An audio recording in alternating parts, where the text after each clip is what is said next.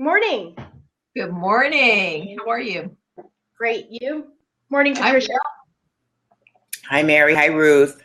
Hi, Patricia. Hi. So glad you could join us today. Well, I'm pleased. This is my maiden voyage. Your maiden voyage. Welcome. Well, We'll make it gentle. Yeah. I'm tempted to lurk in other places, but this is my first time talking. And, being We're honored. Well, thank you. Honored indeed. And I'm just going to set a little bit of an intention so people understand what we're doing here today. And we're excited to have you joining us talking about basically how we see ourselves in relationship to growth and change, and how we go about growing into our own skins, primarily in response to big geographic changes or changes in our roles, especially as we age and things kind of move along the continuum of life. So I'm excited to share this time with both of you. And Ruth, if you would just kind of open the ground for us and help us with a centering. Yeah, we're going to do an energy gathering and centering exercise today. So get comfortable, put your arms out, make sure that you're not going to hit anything, because this is an active. Let me back up a little bit so you can see at least one of my hands. And what we're going to do is we're going to reach back, gather in energy slowly. So breathe in as you're back here. Breathe out as you pull it into your center. Okay? So we're going to breathe in. Pull that energy in, pull it in, pull it in, pull it in, go all the way into the middle and push it out. So again, you're reaching back into the recesses of your mind, reaching into the world, find all that energy, gather it up and pull it into your center.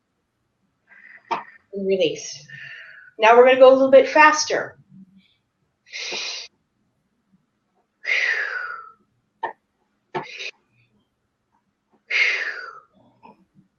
A little faster.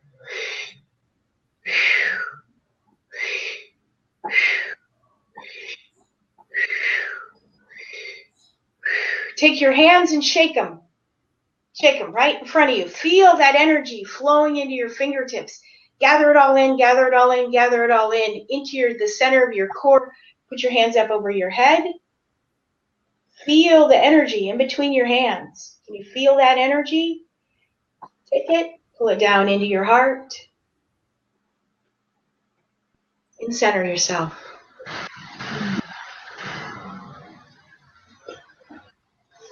Fabulous. We'll start with peace and grace, right? Yeah. The program could implode, We've got so much energy going here. Yeah. Now we're in the radiating joy mode, right? Yeah. So good morning, Patricia. We are so happy you joined us today. And to talk about change and growth. And in my mind, you are the logical person to have as part of this conversation. Well, thank you for the invitation. It's always a little scary to engage in things that you don't really know. Yes. Conversation could go any way. But I think that's one of the things that you have to be willing to do in life is to, step into the unknown in order to unfold. And that's, we were talking a little bit beforehand, and one of the things that fascinates me about you and about some of your life experiences is that you've been able to find yourself not just as you grow and as you age, but in different cultures and in different geographic locations and in different roles within those. Can you talk a little bit about that? Well, it's true that I'm not afraid of differences. I'm not afraid to be in environments that are different or to be with people who are different from me. And some of that, is a function of the house I grew up in, and also it's a function of having grown up in Seattle, Washington, where I was exposed maybe by accident or just by fortune, or maybe that was the seed that I was, given, where there was a general acceptance of things. So one of the first things I remember, and it's been a quiet anthem for me really throughout life, is there was a television commercial in the 50s that said agita la lata. It was one of the first things on television. Does anybody remember that? Yeah. Well, I didn't know what they were saying, but it was something like shake the can. And that's kind of the approach that I've taken in life. But it was at that point I realized I wanted to speak other languages. I wanted to be able to, go in and out of different cultures and experience life, to know that, life on the planet was either the same or different. But generally, I learned that we were all being motivated by similar things in life, eat, food, love, laughter, Yeah, friendship, joy, community, Yes. support. Yes. That's interesting. Shake the can. Shake the can. What a cool thing to springboard from, right? Well, that's a loose translation, but it was close enough. It was about a I think it was probably ethnically incorrect, because it was a Mexican jumping bead, and it was visual. But in my mind, I knew that I wanted to approach life that way. I really wanted to shake things up and see. Let's see what we have here. Right. How do you see yourself? Because you worked and lived in different countries, right? I went to school in France, and I lived in France. I also have traveled extensively. I worked for the Belgian government for almost 20 years. And I've traveled since I was about 19. So I've traveled most of my life. So, I mean, there are places I'm afraid to go, but for the most part, I'm not afraid of the world. Yeah. Are there places that you were afraid to go, but you pushed yourself and you went? Yeah, I mean, I can remember going to Istanbul probably in 1970 and being in a city where, the fact that I had a degree in Romance linguistics didn't help me. Like, I couldn't use anything I knew to understand how to say coffee or to get coffee or to know what people were saying around me, or, but I was there, And that brings up a great point. So we're talking about defining self in different situations like that. When you throw yourself into a situation where you have no frame of reference, your degree didn't help you, your life experience didn't help you. How do you define self in those kind of situations? That's an interesting question. Well, I can't say that there's any magic bullet for that. I mean, I don't believe there's a magic bullet for that. I think that you have to be willing to trust yourself. I mean, trust is really important in relationships with others, but it's also really important in a relationship with yourself, because that's the first relationship that you have to be willing to do a deep dive on. So, you never know what you're going to find out, if you're honest with yourself. But, the more that you are able to be who you are and who you want to be, the more you'll flower. And of course, the ideal situation is to be a perennial rather than an annual. Like, if your approach to life is that you're a perennial, it's like you can fail, you can start over, you can try again, you can have new friends. There's joy in just trying things. Like, I like to do things. So, the fact that they may not work the first time is not going to keep me from doing it again, because I'm going to find somebody to encourage me, to help me do it again. To lift you up and fill in those pieces, right? Yeah. So I love that perennial, annual. I do too. Never thought about that. And Mary, you're a gardener, so that probably rings more true to you. That highly resonates with me. And I love the idea because I think that it takes away then the fear of failure that I think so many of us use to hold us in a box. Mhm. And that's what keeps us from growing into our own skins, if you will, and from adapting.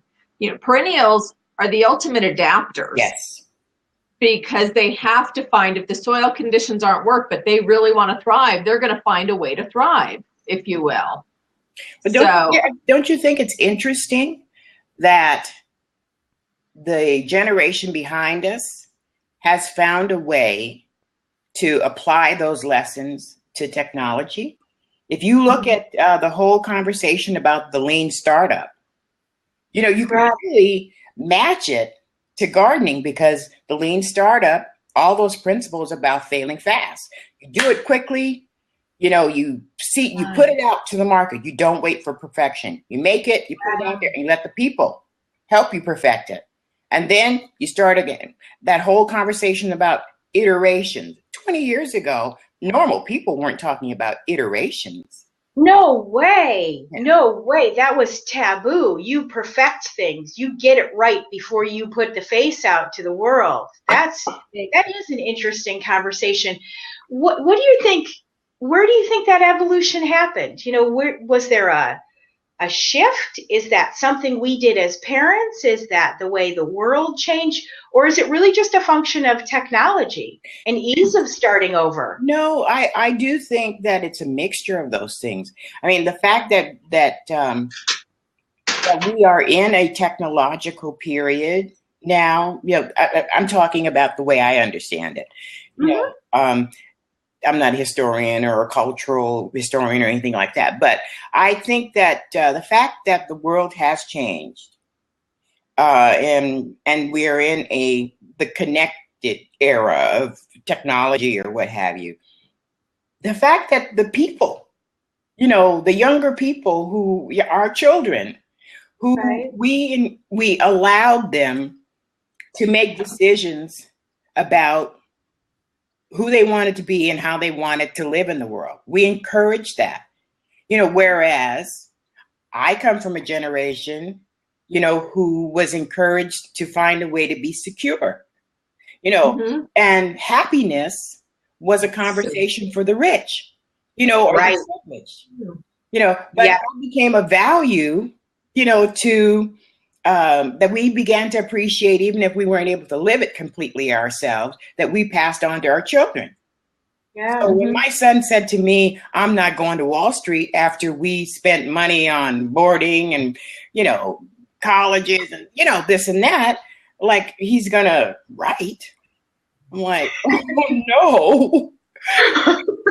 That's not secure. That's not secure. Right. That one half of me is saying that. The other half of me is saying is go for it, you know, because I'm frightened for him. But, you know, in the end, I'm doing the same thing. Like I'm trying to be me. Yeah. I'm trying to be me, and I'm trying to do that as I change, as I age. And as I age, I have a different perspective of time. So that makes it more, you know, different. There's a sense of urgency. Sorry, go ahead, Mary. Yeah, I was going to say that's an interesting point because I think it is very different from the generation where our parents taught us you find what keeps you secure and that's what you go for and you buck up little buckaroo and you do it. And as parents, I think we want to guide our children within reason, so to speak, because there is that part of us that fears. It's like, I don't want a 60-year-old on my couch going, but I'm an artist. So, by the way, we're out of mac and cheese. You know, the tuna or the mac and cheese. Exactly. And so I think, but we also want to say, you know what, go find your dreams because we've all maybe reinvented ourselves either through economic necessity. I think that our generation faced some hardships that didn't necessarily exist after post depression era. And so there was you got in a job, you stayed there. Our generation has had to do some reinventing. And I think because we're a bit more vibrant in later years, there's more opportunity to reinvent, if you will, more encouragement. And perhaps I'm off here. But I know I'm learning from watching my child and saying, go pursue your passion, and saying, well, I'm speaking it. Am I doing it? Does that make sense? Sure it does. Yeah, it makes total sense. I don't think that, well, I think that we can learn, that we don't have to lead. We can learn from the next generation as well. We can collaborate. And I think that that's really the best of that's an excellent strategy is what I'm saying. That I believe that it is. Of course, I'm always looking for ways, opportunities, to bring my experiences and my knowledge and my sort of appreciation of what's happening into communion with someone else who has a different idea, because of course they're wired differently. Yeah. And I think one of the things you do so well, Patricia, is you look at the body of your knowledge and your experience as your wisdom, and as that, that deep thing that you can tap into and share with other people. I think that part of centering ourselves and finding out who we are and discovering ourself and making sure ourself is going in the direction it needs is tapping into that wisdom and embracing that and saying, my life experiences led me here. I see myself as this. This is how I can share myself with other people. Does that make sense? Yes. I mean, I think that the evidence of that is in this program that the two of you have put together, where a particular high level change or occurrence changed your life. Mm-hmm. So now you're having, conversations that fire other neurons. You're doing things in your life that, push you forward, and you're actually engaging with people who may have similar problems, but are not experiencing them in the same way. And of course, in having the conversation with me, you're taking it to another level. I mean, you're broadening out so that you can see that it looks different, but it's similar. And, I think one of the things that we talk about is that change is change is change is change. And we need to adjust how we see ourselves in conjunction with that change. Your normal, your new normal changes with every big life event. And for me, that one of those big life events was a brain injury. Another was a huge hormone shift. Another was a shift from being mom and mentor and teacher to a friend and co-collaborator. Those changes all help us define who we are and see ourselves. So change is change is change is change. It changes how you think. It changes how your body acts. It changes how we interact with the world and interact with each other as well. I would encourage people to approach change as a joyful thing. Yeah.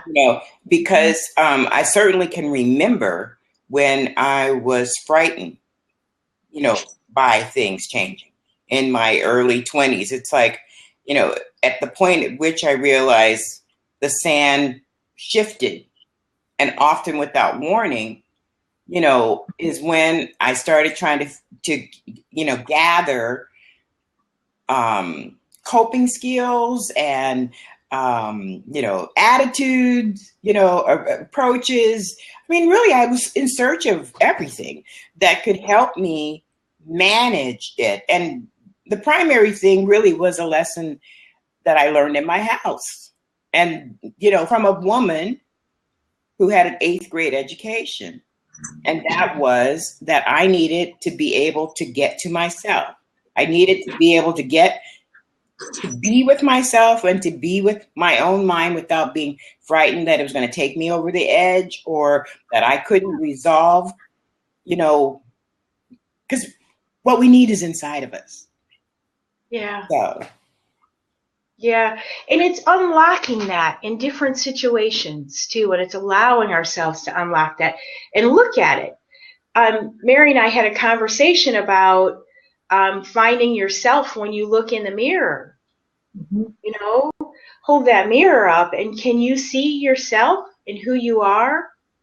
That's an interesting way to look at it. What was the answer that you guys came up with? We said, gee, that's a damn good question.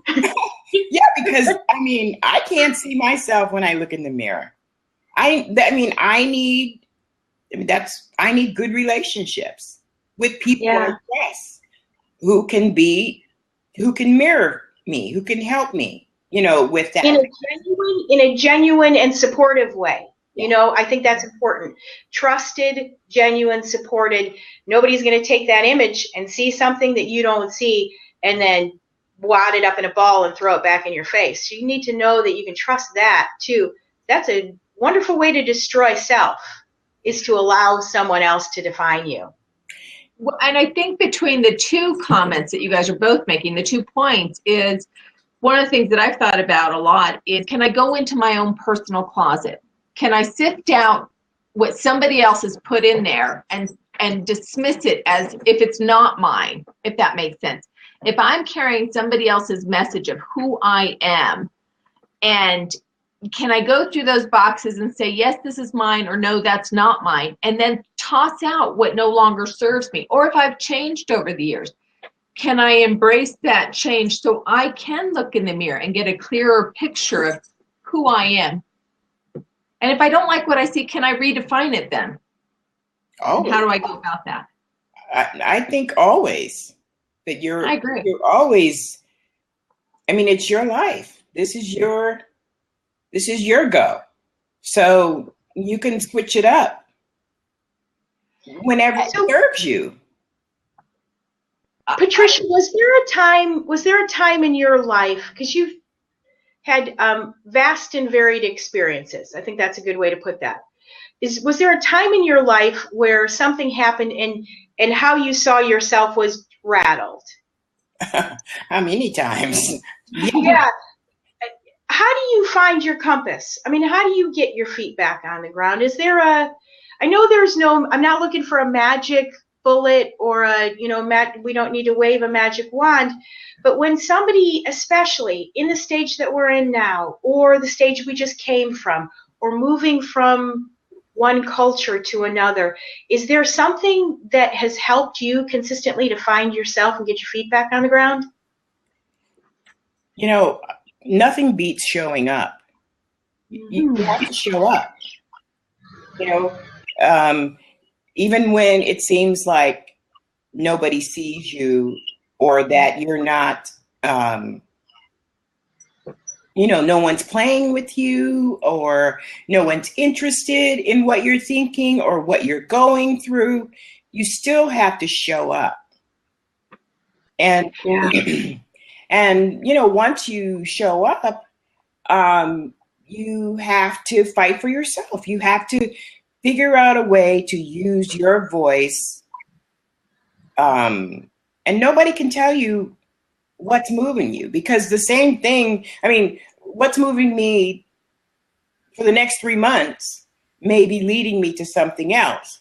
You don't have to be confined to that something else. Remember, it's still our life. So, right. We can grow, and it's related, and you don't have to explain to anybody that you don't think has your best interests. Right. And it's the confidence to do that too. How do you go about, when you say, I love that line, you still have to show up. Sometimes when you're going through the big changes, though, it's hard to show up because you don't know what you're showing up for, maybe. Does that make sense? Is there something that you've used, a tool, a mantra, something that gets you there? No, I don't have,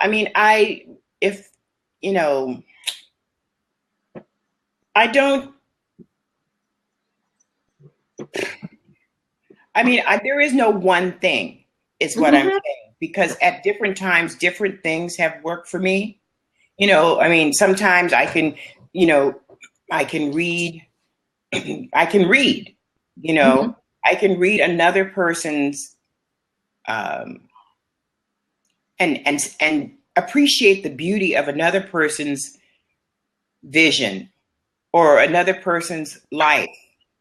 And that will give me courage. You know, for some people, it's like people read the Bible, you know, sometimes it's poetry. Sometimes for me, it's just music and silence, you know, just I'm trying to listen to see where I feel moved. I'm not trying to be, you know, mystical or anything like that, but I'm just saying when you don't know what to do. And in my situation, my elders, I'm an elder. So the older people that I used to go to are no longer on this planet. Right. Who do you ask for wisdom now? So, you know, I have to find other ways to gather the nuts. You know. I like that. Find other ways to gather the nuts. I think one of the tools that I use, I think we have to do things that we're comfortable with. And sometimes when there's big change in how you see yourself, like after a change to your brain and you change how you think, you know, and you don't recognize yourself. You don't have to look in the mirror to know this is not me. How do I find me? I think one of the things to do is to notice all those things that make you feel comfortable. Notice what feels good.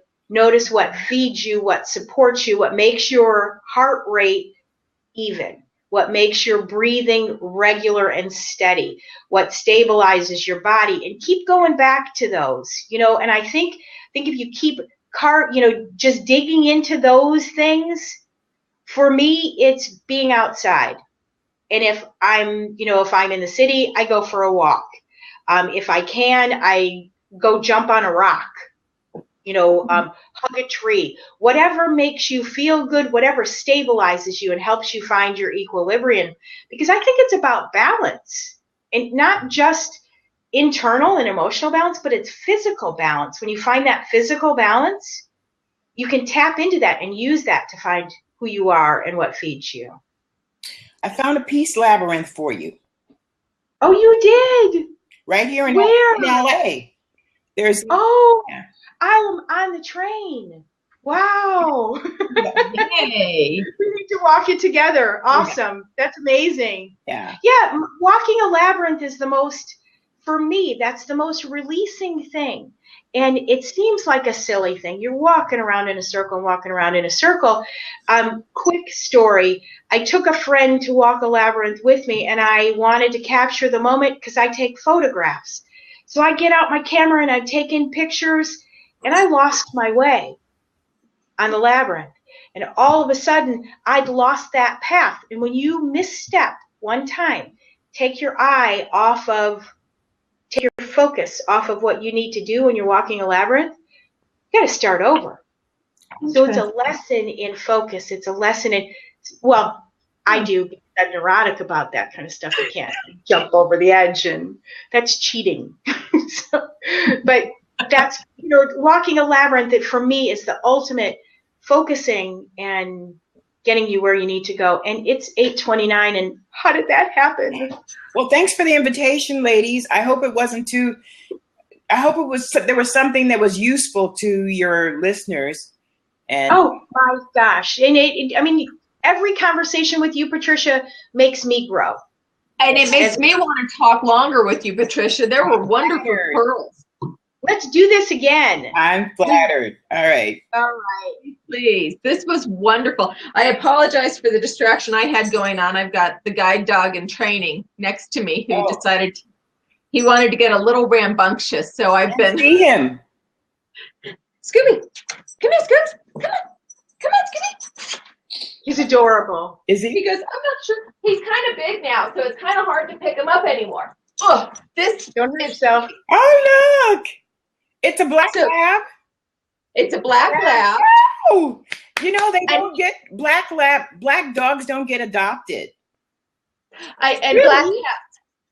So why? They're black. People consider them bad luck, or that's a conversation for another day, isn't it? Another time. But that's Mr. Rambunctious Scooby-Doo. All right, he's lovely. Yeah.